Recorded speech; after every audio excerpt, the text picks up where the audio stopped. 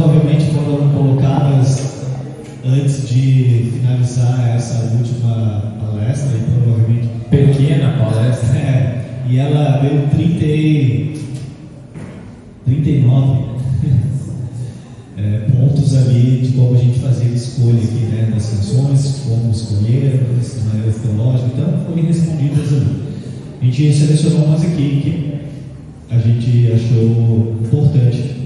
Mas se forem rápidas as respostas e sobrar um pouquinho de tempo, se você percebeu que a sua não foi respondida, levanta a mão aí e a gente vai conversar. Vamos lá? Primeiro, vamos tentar ser rápido aqui, né? Ser cirúrgico na resposta. Tipo como eu fui nessa última palestra? Não. Pastor Leandro, vamos lá. Quando uma música possui uma excelência melodia, toca o coração e traz uma boa teologia, mas peca contra as escrituras em pequenos trechos, devemos considerá-la por completo ou apenas alterar a parte em questão.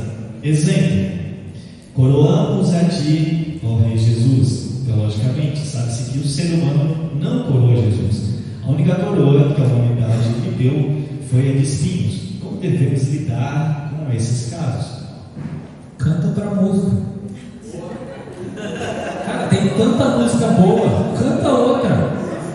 Não fica alterando. Aliás, se você for um autor de uma música e alguém ficar alterando a sua música, como é que você se sente? Não é legal. Uma coisa é se adaptar, talvez, por exemplo, vou mostrar aqui um erro de português. Seja engrandecido, ó Deus. Ninguém conhece a música? Sério? Ó Deus, a minha. Tem erro de português aí. Não é seja engrandecido, é ser engrandecido. Se você não sabia, agora você sabe.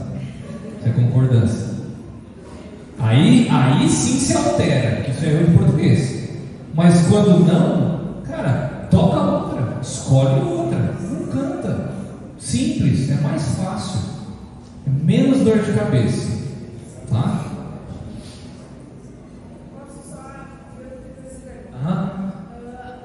É que a gente fala coroamos. Sim. E se trocar por coroado, é uma alteração muito grande? Pode ser, mas é o que eu estou falando. Você tem tanta música que vai comunicar a mesma coisa, pode ser melhor. A menos que assim, nossa, minha igreja gosta muito dessa música e tal, aí você troca, mas eu acho tão mais fácil. A gente tem música boa, a gente precisa pesquisar. A gente tem muita música boa, tá? Pode, eu prefiro não mudar, a menos que seja em português, aí muda, que o cara pensou bem. Por exemplo, deixa eu dar outro exemplo. Não sei se vocês cantam isso aqui, né? Agora vocês vão cantar mais depois que eu vou falar.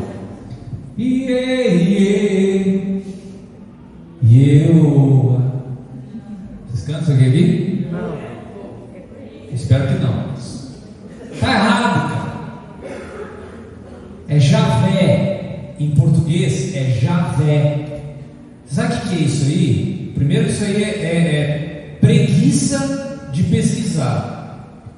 Jeová é em inglês. Aí o cara tentou ainda ser como eu falo, correto linguisticamente. Ele tirou o J, porque não tem J no hebraico, e ele colocou o I. Aí ficou IE, ficou pior ainda. O cara viajou, não canta. Tá tudo errado. A gente precisa pesquisar, tá? Então a minha preferência é não mudar. Minha preferência, isso não é Bíblia, é minha preferência. Mas se a igreja às vezes está muito acostumada com a música, troca. Se for uma palavra, se for mudar tudo, aí é ruim. Mas boa pergunta. Sobre o responsável por escolher os cânticos, você acredita que ele deveria ter formação em teologia? Ou pelo menos conhecer bem as doutrinas essenciais da fé cristã? O principal requisito deveria ser a capacidade musical, conhecimento bíblico ou ambos? Eu acredito, como eu falei, que os pastores, presbíteros têm que música ensina, e o responsável pelo ensino teológico na igreja são os presbíteros. Ponto. Músico ajuda, músico não faz isso sozinho. Então, eu creio sim que os pastores, os presbíteros, eles têm que estar envolvidos diretamente na escolha das músicas, junto com os músicos. Formação teológica ajuda, mas a responsabilidade dada por Deus do ensino bíblico na igreja foi dada aos presbíteros. E isso sim é bíblico, isso não é preferência pessoal, tá? Negligenciar isso é negligenciar uma ordem bíblica. Quando a experiência emocional ou devocional do louvor congregacional parece transbordar o tempo planejado, interromper essa dinâmica para dar início à pregação da palavra deve ser visto como resistência ao Espírito Santo ou como um ato de submissão à ordem e à sacralidade das escrituras do culto? Paulo vai falar que o culto precisa ter ordem e decência. Então você começa a extrapolar, está fugindo da ordem. De novo, organização não diz respeito à falta de espiritualidade, pelo contrário, o nosso Deus é um Deus de ordem. Então toma cuidado quando começa a extrapolar, quando começa a repetir de novo, isso aqui eu estava sentindo uns... Que? A gente precisa parar com isso. A gente precisa entender que Deus fala através de uma forma organizada. Se Ele não quisesse que a gente entendesse a Ele dessa forma, Ele não dava um livro.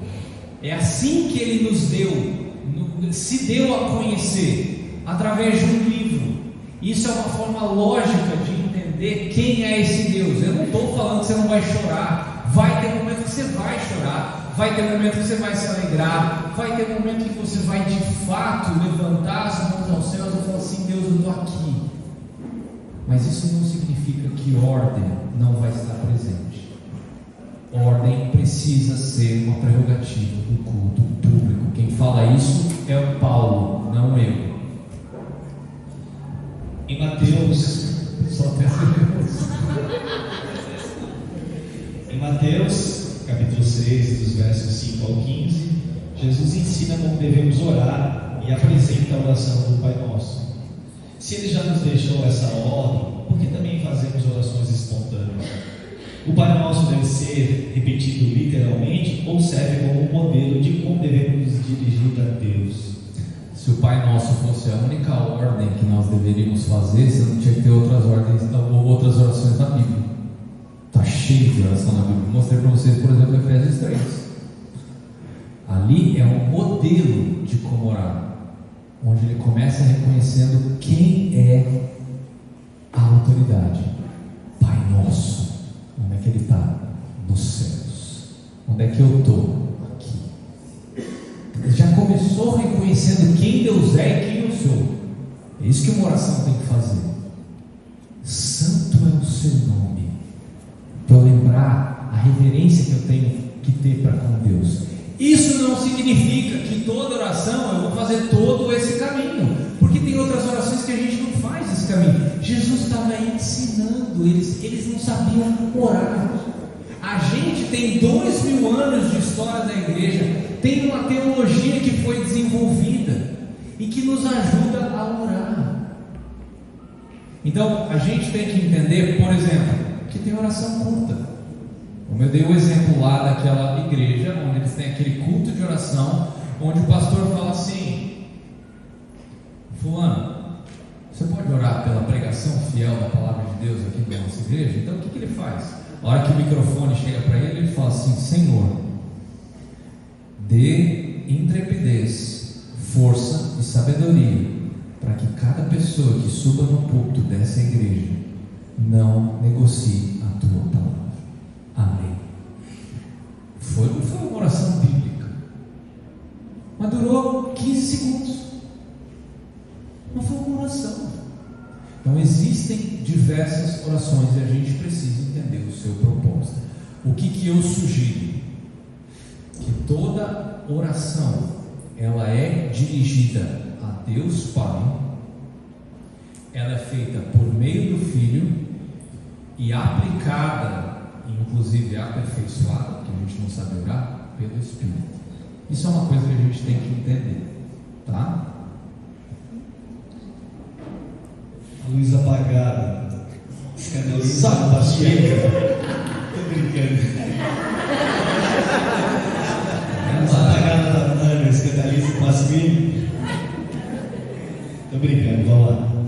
Só para descontrair. Não foi mencionado sobre ofertas e dízimos no tema do culto público e tampouco na ordem da liturgia. Isso significa que esse momento não faz mais parte do culto congregacional? Se faz, como deve ser realizado e por que deve ser realizado? Foi proposital, eu quis tomar um pouco de cuidado, porque eu sei que esse é um assunto talvez mais delicado. Eu creio sim que o momento de oferta ele é congregacional, faz parte do culto, tá? Qual que é a nossa dificuldade? Quem hoje carrega cédula na carteira? Difícil, né? Difícil fazer um momento de ofertório assim. A nossa cultura brasileira hoje não carrega dinheiro. É difícil, tá? Mas eu creio que deveria sim ser um momento onde a gente, e aqui vale você trazer à memória o que é ofertar.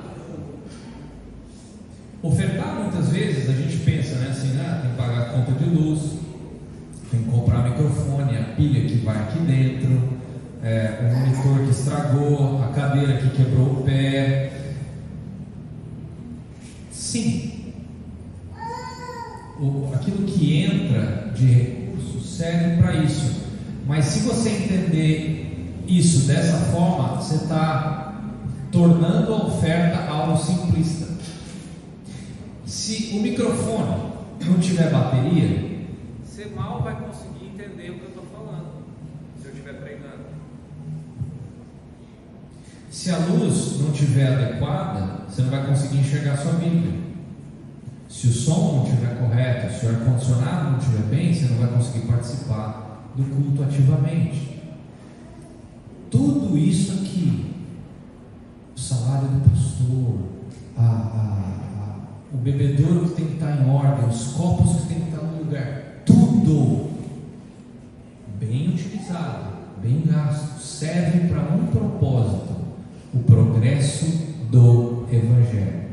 Porque se você estiver sentado aí, confortável, sem um calor absurdo, ouvindo bem a minha voz enquanto eu prego, enquanto o pastor prega, você vai ser nutrido e no meio da semana você vai poder usar aquilo que você recebeu no culto para pregar o Evangelho no seu local de trabalho. E aí a região aqui vai poder receber o Evangelho através de diferentes pessoas que estavam ativamente cultuando no dia do Senhor. A oferta, o dízimo, ele serve para o progresso do Evangelho. Para de pensar que o pastor é seu funcionário. Você quer pensar assim? Então vamos abrir a Bíblia e entender, por exemplo, que um pastor que ensina ativamente é merecedor de dobrados honorários. Isso tem que mudar a nossa concepção de como a gente oferta. Eu estava numa igreja uma vez, onde eu estava caminhando para a reunião dos presbíteros, e geralmente aquela reunião era de quinta-noite, e tinha muitos dos presbíteros que chegavam no trabalho, às 7 da noite o cara chegava direto do trabalho, então você via muitos dos presbíteros, alguns chegando de terno e gravata, um dos presbíteros lá era mecânico, o cara chegava lá de boné e macacão, é assim, que a reunião começava às 7, e tinha lá os salgadinhos, os negocinhos para os caras beliscar, porque os caras chegavam com fome, né? Um suco, um refrigerante, um café e tal. Mas nesse dia eu estava passando e a igreja tinha uma cozinha e tinha 4 mulheres trabalhando lá. Eu vi, olhei, eu vi que elas estavam fazendo um jantar. Cara, um jantar bom, carne, um negócio. Eu falei, o que é isso aqui? Ela falou assim, é para os presbíteros. Eu falei, nossa gente, que legal, né? Vocês aqui numa quinta-noite trabalhando e tal, assim. Aí uma delas falou assim, é o mínimo que nós podemos fazer por aqueles que zelam pela nossa alma. Pensa nisso. Pensa nisso. O nosso bolso, ele tem que refletir a adoração. E ele vai servir para o progresso do Evangelho, para o avanço do reino, aqui onde essa igreja está plantada. Quem sabe futuramente, quando ela estiver um pouco mais robusta, adotando um missionário e vão enviar esse missionário para outro lugar. E sabe como é que Deus faz isso? Através dos recursos que Ele nos dá. Tudo que vem para você não é porque você conseguiu com o seu salário, é porque Deus te deu. E isso tem que moldar a nossa concepção de como a gente oferta na igreja. Se o culto bíblico é uma contracultura, como os pastores e líderes podem resistir à pressão cultural de transformar o domingo em um produto de consumo atraente para o cliente não cristão, sem perder a relevância evangelística genuína? Simples, segue a Bíblia. Canta a Bíblia, ora a Bíblia, lê a Bíblia, vê a Bíblia e prega a Bíblia. Foi o que a gente falou aqui. Não é reinventar a roda. E eu dei para vocês uma liturgia. Eu conversei com alguns aqui, de novo. Aquela liturgia que eu dei para vocês não é Bíblia, mas ela é uma resposta interessante sobre como Deus se comunica com o ser humano. Bom, primeiro Deus fala, aí a gente responde cantando músicas a Deus. Tem uma lógica. Quando você começa, deixa eu falar para vocês, a gente não foi chamado para inovar.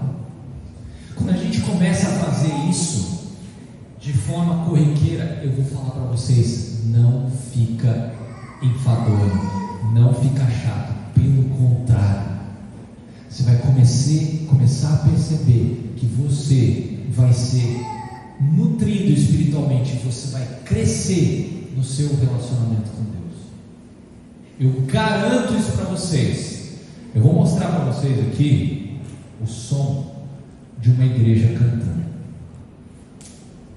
O som de uma igreja que domingo após domingo faz aquela liturgia que eu mostrei para vocês ali. A mesma coisa, a mesma coisa, a mesma coisa, a mesma coisa. Eles vão mudar uma ordem ou outra. Às vezes a oração de adoração vem depois da oração de confissão de pecado, mas os elementos estão presentes ali. Eu vou mostrar para vocês eles cantando um hino que vocês conhecem, ou alguns de vocês conhecem. Vocês conhecem o Sou Feliz com Jesus? Sou feliz com Jesus, com Jesus. Você conhece aí? Olha só isso aqui. Isso aqui é uma igreja composta por 65% de jovens entre 18 e 37 anos. Isso aqui é um hino do início do século XIX. Você já contou a história desse hino para a igreja? Não contou? Foi isso que alguém falou? Sobre o Horácio. É isso aí, Horácio fica mais fácil. Olha só essa igreja cantando, uma hora que os instrumentos cortaram. Presta atenção nisso aqui. Eu vou aumentar, que você vai ouvir no microfone aqui.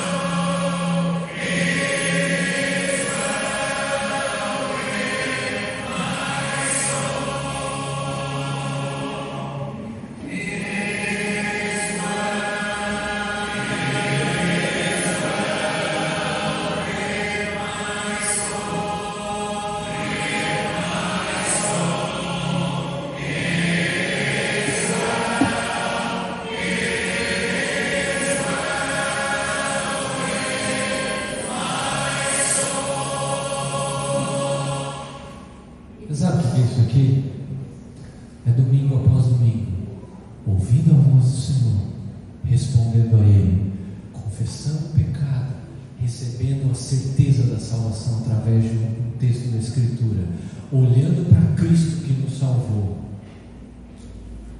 orando pastoralmente, ouvindo a palavra pregada e respondendo a Deus, semana após semana. Uma igreja jovem, cantando o hino com essa potência que você ouviu, porque eles estão demonstrando aquilo que está dentro do coração, através das vozes.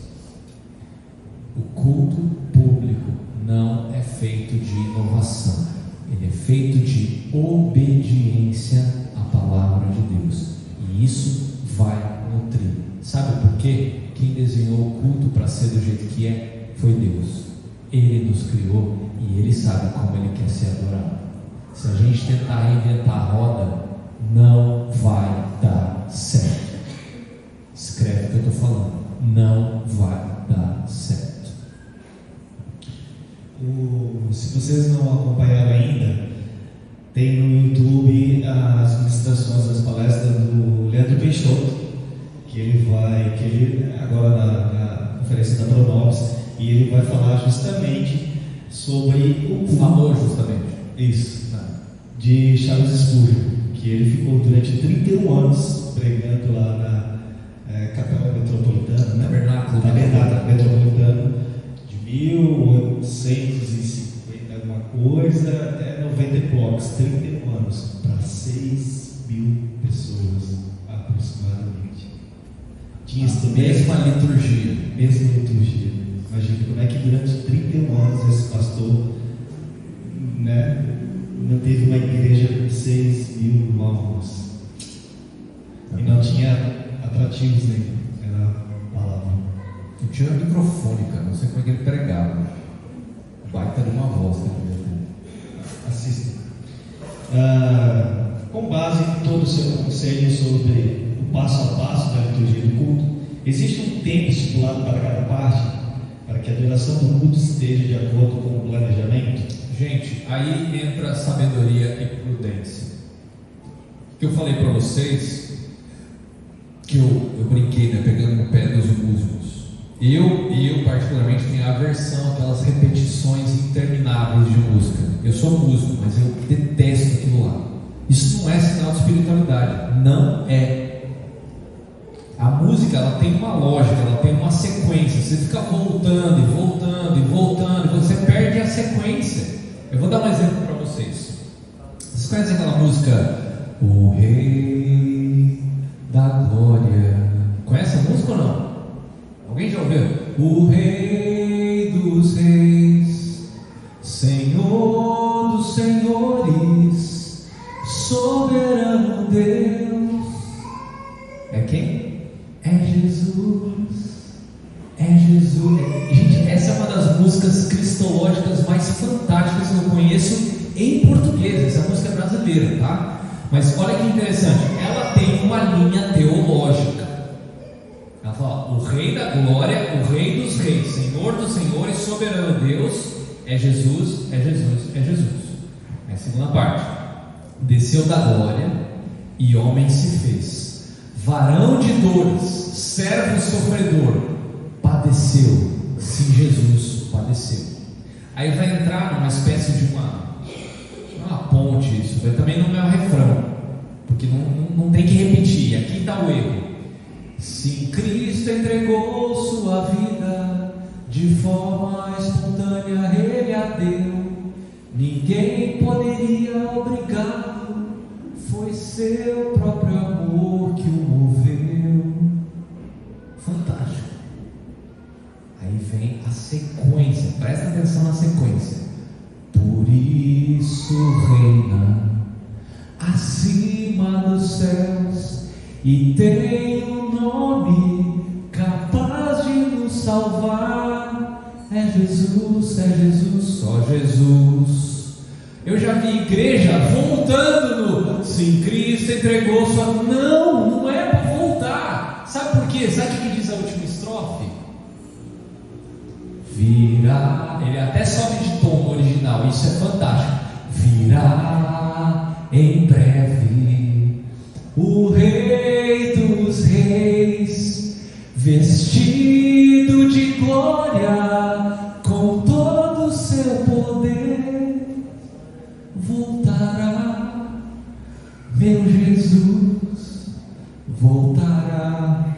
Aí o nó cego voltou assim, Cristo entregou. Meu, não, cara, a música tem uma sequência lógica, teológica. Então, você tem que pensar nisso quando você está organizando o culto. Aqui entra outra coisa, vocês têm uma cultura. Vocês são uma cidade praiana, vocês têm uma cultura que é diferente da minha cultura onde eu moro, que é diferente da cultura em São Paulo, que é diferente da cultura no Nordeste. Então vocês vão ter que pensar, peraí, quanto tempo é um bom tempo para um culto aqui? Talvez a gente fale assim, poxa, hoje o nosso tempo, o culto dura quanto tempo aqui, pastor? Mais ou menos 2 horas. Cara, eu acho isso um tempo bom. Mas não fica perdendo tempo com coisa que eu falei, que às vezes é inútil. Cuidado com o tempo que você leva. Por exemplo, pode parecer besteira isso aqui, o tempo que você leva entre uma coisa e outra, entre uma música e alguém orar. A música está no fim e alguém vai orar, a pessoa está embaixo, já vem subindo. Não é pecado não, gente, já vem subindo. Para acabou a parte instrumental, você já fala, vamos orar. Ou você faz aquela introdução da oração. Talvez você entrou aqui com o seu coração abatido. Preste atenção naquilo que esse texto vai comunicar. Deu para entender? Então você tem que usar sensibilidade, sabedoria para organizar. Espera aí, a gente tem esses elementos de culto aqui. Então, quantas músicas a gente vai fazer? Espera aí, se a gente cantar muito, talvez a oração vai ter que ter 30 segundos. Não, espera aí, a gente tem que orar mais. Então, talvez vai ter que diminuir uma música. Isso vai de prudência e sabedoria de cada igreja. Como a Bíblia relaciona o compromisso de servir na igreja local com a maturidade cristã? É possível alguém amar a igreja, mas nunca assumir responsabilidade dela? Não. Para amar a sua igreja, você tem que estar submisso a ela, submisso ao seu irmão. É por isso que um dos pontos essenciais de uma igreja é a membresia, que é o que vocês estão trabalhando, caminhando para ter. Então, o compromisso na igreja, ele é vital, e você como membro, ou como alguém que vai se tornar membro da MANA, ou de alguma outra igreja aqui, você tem sim um compromisso de estar aqui no dia do Senhor. Isso não sou eu falando, isso é o autor de Hebreus falando, é Bíblia. E ao fazer isso, você vai estar amando o seu próximo, você vai estar se submetendo à autoridade da igreja, e com isso você vai demonstrar sim que você ama a Deus. Eu vou linkar com essa pergunta porque Preciso ter frequência dos cultos ou posso escolher os dias em liberdade para cultuar? Você pode escolher liberdade para cultuar, mas eu acho difícil você ter entendido, inclusive, o Evangelho. A gente tem uma ordem para se reunir no dia do Senhor. Isso não começou no Novo Testamento. Em quantos dias Deus fez a terra? 6. Ele trabalhou por 6 dias. O pessoal falando da escala 6 por 1, está aí, ó. Está na Bíblia. É verdade. O dia do Senhor é o dia do Senhor. Eu, particularmente, não sou adepto da ideia de que você não pode fazer outra coisa no dia do Senhor. Eu sei que existem posições diferentes. Essa é a minha posição pessoal, tá? Agora, como eu falei, você tem que se preparar para o culto. Você tem que estar bem para o culto. O culto é a sua prioridade. Ah, eu estou com dor de cabeça. Toma Tilenol e vai para o culto. Ah, eu estou com o estômago doendo. Claro, na noite anterior você se empanturrou e foi dormir de barriga cheia em seguida. Toma alguma coisa para o seu estômago e vai para o culto. Eu não estou falando que se você está vomitando ou espirrando, que você está com H1N1, não é isso. Mas o culto é prioridade na vida do crente. Esse negócio que você fala assim, hoje eu não estou afim. Imagina se Deus falasse isso para você: hoje eu não estou afim de renovar as minhas misericórdias para você. Morra. Sério? O culto é prioridade na sua vida. Se você foi salvo por Cristo, coloque isso na sua cabeça. Mude essa concepção. Pense, por exemplo, você que é pai e que é mãe. O que você está comunicando para o seu filho? Se você fica em casa assistindo Fórmula 1, futebol. Aqui é futebol, né? Fórmula 1 é de manhã, né? Futebol. Se você ficar assistindo o jogo do Corinthians, o que você está comunicando? Que Deus não é importante. É isso que você está. Na prática, você pode ficar ensinando a semana inteira sobre tem que amar a Deus, você tem que amar o próximo, abrir a Bíblia e tal, mas na hora de cultuar, você fica em casa assistindo o jogo, o que você está comunicando? Seu filho vai aprender o quê? Com as suas palavras ou com as suas ações?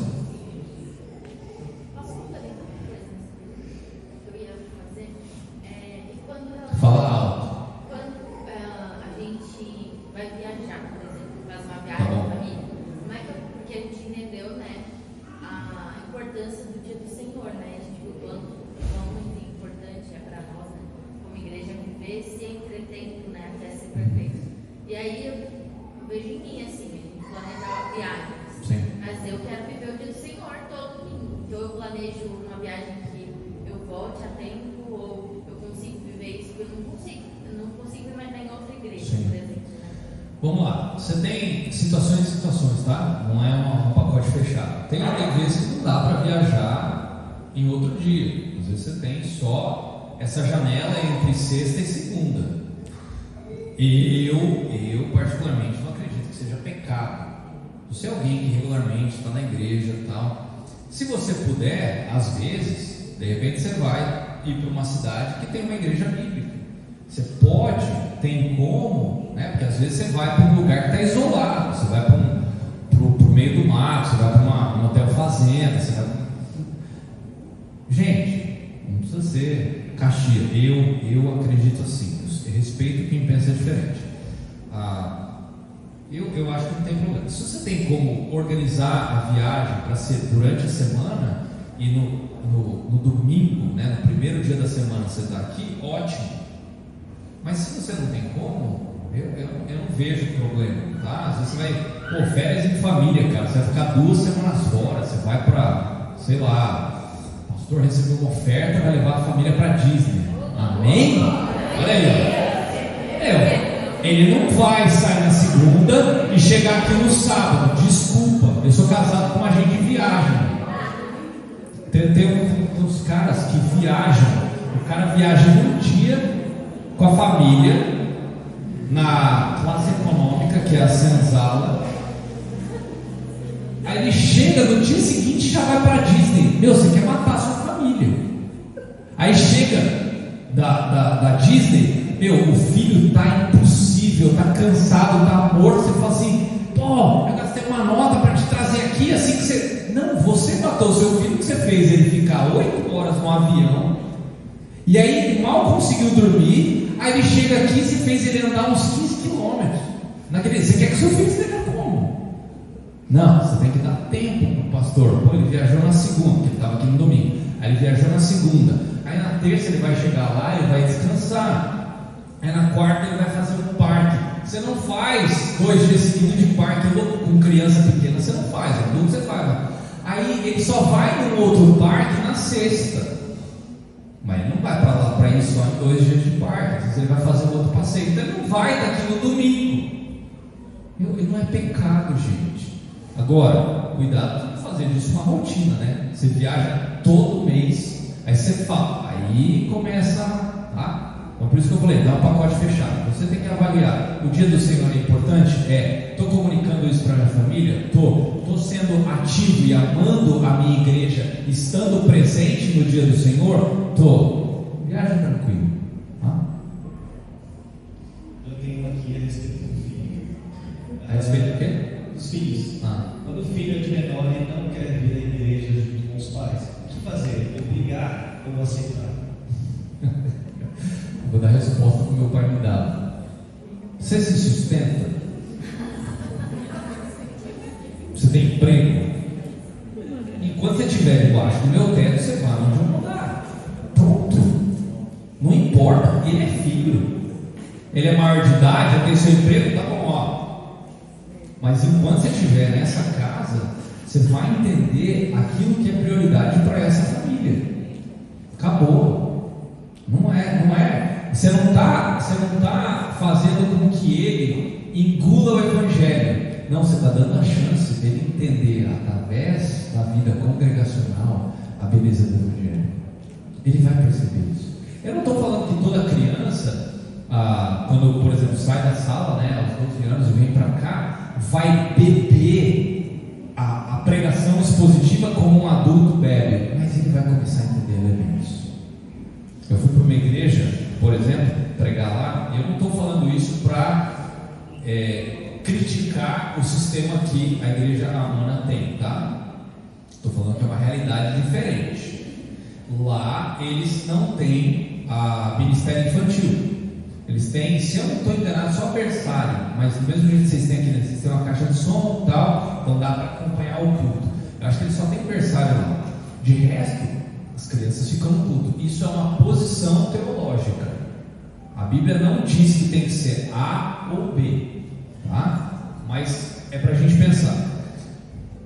Eu vou falar para você, tem mais barulho? Tinha mais barulho na hora que eu estava pregando? Tinha. De vez em quando tinha uma criança que parava. A hora que acabou o culto, formou-se uma fila. Sabe aquela ideia de cumprimentar o pastor na porta? E essa primeira fila era de criança. Cada criança foi passando e me mostrando aquilo que ou anotou ou desenhou. Foi muito legal ver que cada criança, independente da idade, a criança pequenininha, tá? Que só conseguia fazer desenho, mas ela ouviu uma coisa que eu falei e ela ilustrou. Foi muito legal. Tá, então, de novo, são percepções diferentes. O que eu estou querendo dizer com isso a criança tem que vir.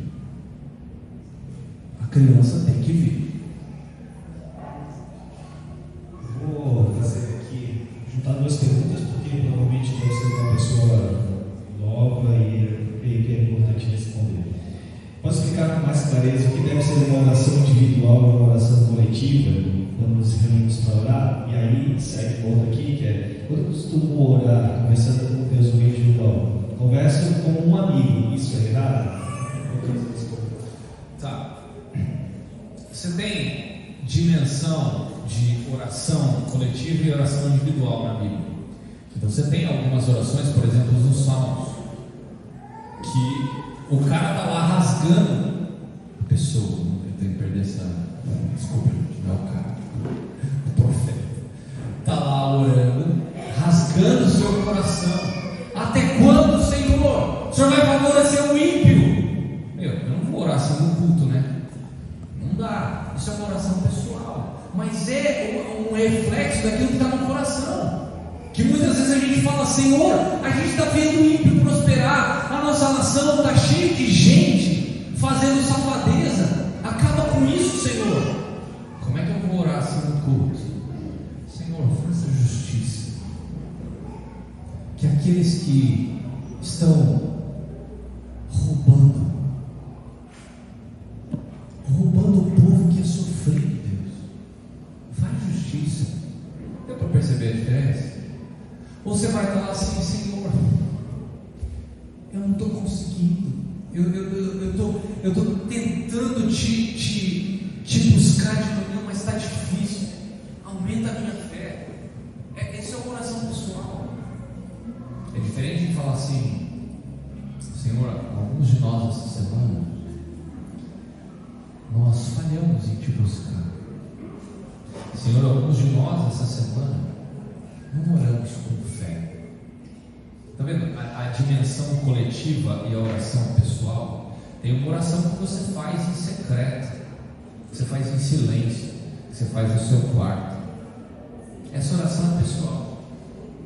A oração coletiva, ela precisa ser pensada para que a igreja consiga orar junto.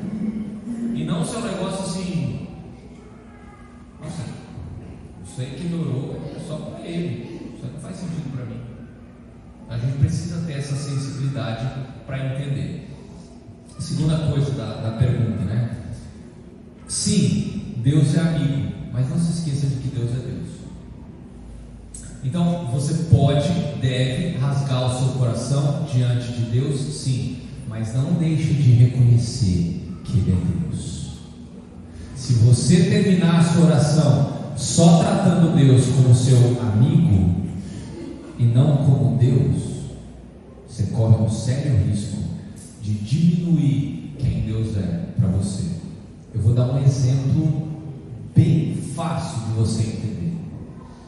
Lembra de Jesus orando no Getsemane? Jesus, tá? Só Jesus. Jesus orando no Getsemane, como é que foi? Senhor, se possível, passa de mim esse cálice. Ele não está falando dos pregos, tá?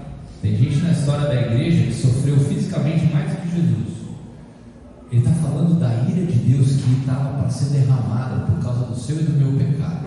Esse é o cálice. Ele falou o quê? Senhor, seu coração pessoal, passa de mim esse cálice. Felizmente, a oração de Jesus não terminou aí. Tem um grande mas. Jesus reconhece quem é Deus, mas faça-se a tua vontade. Você quer orar correto? Faz assim: Deus, eu estou com meu avô no hospital, ele está muito doente. Por favor, Deus, o desejo do meu coração é que o Senhor cure ele. Por favor, cura ele. Mas se o Senhor tem outros planos, me ajuda a lidar com a tua soberania, porque eu sei que o Senhor é bom e tudo que o Senhor faz é perfeito. Está vendo? Que você foi até Deus como um amigo, como seu pai, que quer ouvir o que você quer falar. Não vai ser espiritual, dar uma de espiritual falando assim: Senhor, faça só a tua vontade, porque ela é boa. Não, é para você expressar o que está no seu coração, é para falar. Que pai que quer ficar ouvindo só assim, não, faz a tua vontade, não quero a tua vontade. Não, ele quer ouvir o que está no seu coração, mas ele também quer ouvir. Mas ele entende que o Senhor é Deus. Por isso, faça a tua vontade e me ajude a compreender bem a tua vontade. Me ajude a não ficar revoltado quando o Senhor não der aquilo que eu quero. Me ajude a reconhecer que o Senhor é Deus e eu não sou. Duas para a gente finalizar. O que revela sobre o meu coração quando eu troco o culto por um dia de trabalho, mas dificilmente eu trocaria um dia de trabalho por um culto? Repete, por favor, só para eu pensar na resposta. O que revela sobre o meu coração quando eu troco o culto por um dia de trabalho, mas dificilmente eu trocaria um dia de trabalho por um culto? O que revela, eu estou cansado. O que revela no meu coração se eu troco um dia de trabalho ou um culto por um dia de trabalho? Essa foi a primeira parte? Mas, ao contrário, eu não faria. Tá. Trocaria um dia de trabalho por um culto. Bom, essa resposta tem algumas dimensões, tá? Por quê? Porque eu sei que existem situações muito difíceis para alguns, de que você só pode trabalhar, você tem que trabalhar no domingo. O que eu vou falar para você? Não é para você pedir demissão e pela festa, não. Você não existe. Você tem uma família, você tem... Ora para Deus te dar outro emprego. Um emprego que você não precisa trabalhar de domingo. Ora. Conversa com o pastor, fala assim: pastor, tá difícil. Eu lembro uma época que eu podia, porque eu morava na casa dos meus pais, eu pedi demissão de um trabalho que eu tinha que trabalhar no shopping. Cara, não vou lá. Todo domingo eu tinha que estar lá. Não dá. Mas eu tinha prerrogativa porque eu morava em casa, eu podia abrir mão desse salário, eu não precisava ajudar os meus pais. E Deus, felizmente, um mês depois me deu um bom trabalho. Tá?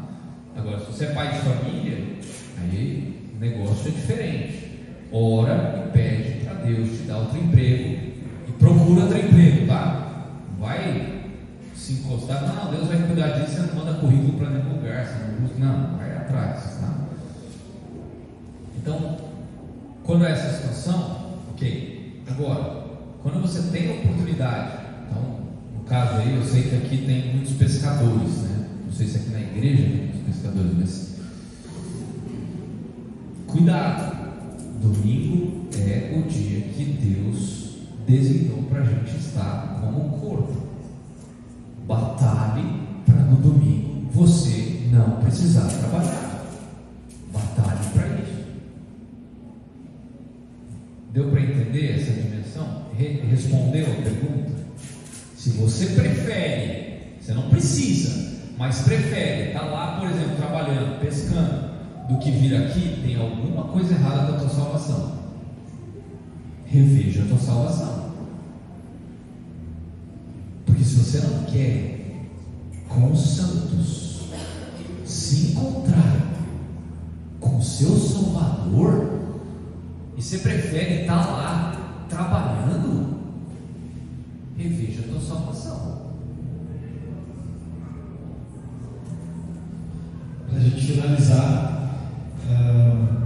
eu acho que a segunda parte da pergunta cabe bem.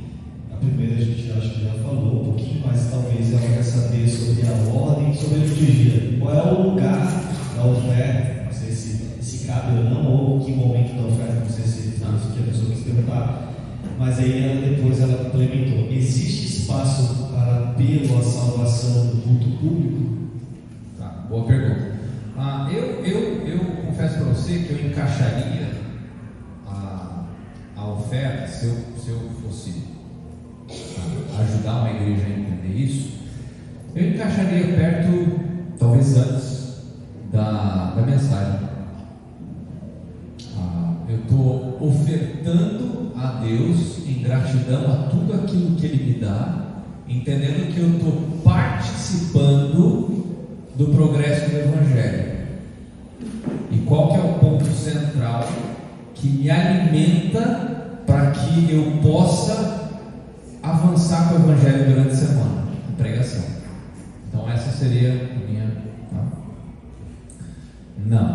Não faça apelo. O Evangelho já apela.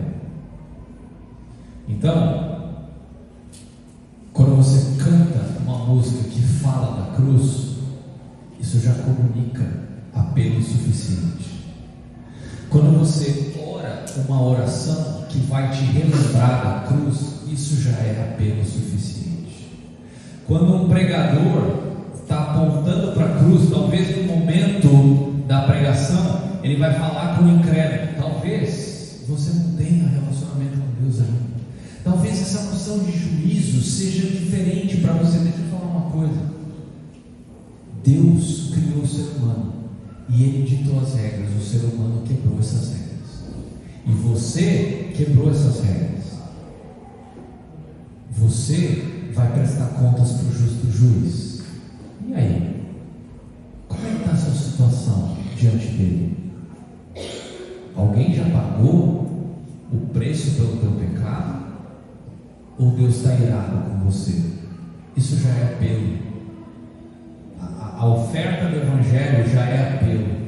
Você não precisa falar assim: se você quer hoje aceitar, não faça isso. Me mostra uma passagem na Bíblia que tem apelo. Uma, só uma. Eu paro. Eu revejo o que eu acabei de falar. Não tem, porque o Evangelho é apelo suficiente na sua integralidade. Não precisa. O culto já é uma pregação do Evangelho de forma bem clara, se for organizado de acordo com a palavra de Deus. Talvez O pastor Pasquini, ele é professor de história também. Dá para a gente conversar a respeito um pouquinho sobre o convite ao arrependimento. Os grandes homens de Deus faziam isso no século XVIII, do que Charles Filho, né? No século XIX, né? Que aí é o apelo do chamado vida à frente, né? Talvez isso fica ajudando mais a igreja. Né? Você desafiar alguém a se arrepender é diferente de fazer um apelo. O apelo, como acontece em muitas igrejas, e talvez você tenha participado disso num outro contexto, é você levanta sua mão, se você quer Jesus agora, repete essa oração. Tem um livro que, se você tiver, joga fora, ou não joga fora, usa para acender uma churrasqueira, um churrasco, chamado Vida com Propósito, de Rick Warren. Pode usar para acender a churrasqueira, tá? Esse livro não presta. Eu vou falar o porquê que esse livro não presta.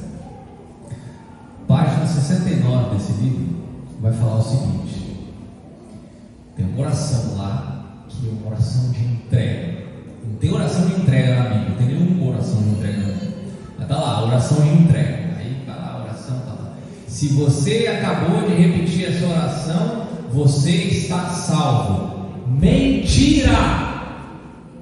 Isso é o diabo falando. Esse cara está mandando gente para o inferno pensando que essas pessoas estão salvas.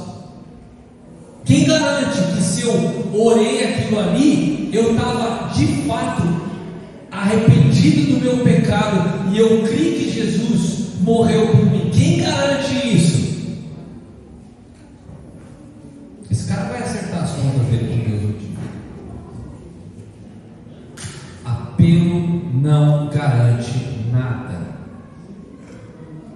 Para alguém ser salvo, essa pessoa precisa se arrepender do seu pecado, da incredulidade. Ela precisa reconhecer que o único caminho é através de Jesus Cristo, do sangue que Ele derramou na cruz.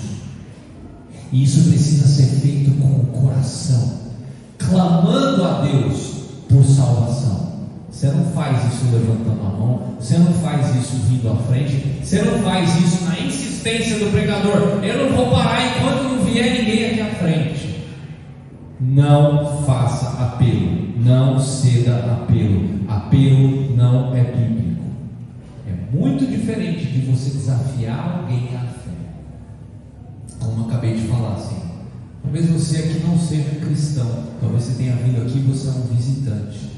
Você já parou para pensar que um dia você vai prestar conta para o justo juiz? Como é que você se sente diante dessa realidade? Você percebeu a diferença? E eu falo do Evangelho para essa pessoa, porque eu estou desafiando essa pessoa a crer em Cristo, sem apelar, porque o Evangelho já é um apelo. Gente, eu sei que eu sou enfático, eu sei que talvez as pessoas que estão me vendo pela primeira vez, é que eu tenho um carinho por vocês aqui, tá? Eu posso expressar isso. Não entenda que eu estou sendo enfático porque eu sou bravo, não. Mas tem muita coisa por aí hoje em dia que distorce a verdade do Evangelho, rasga as páginas da Bíblia, como se estivessem sendo fiéis a Deus e não são. Você quer ser fiel a Deus? Segue aquilo que esse livro fala. Isso aqui é palavra de Deus. Você quer ser fiel a Deus? Obedeça a Deus de ponta a ponta. Aí sim você vai poder dizer que você vai estar obedecendo ao Criador. É isso, meus amados.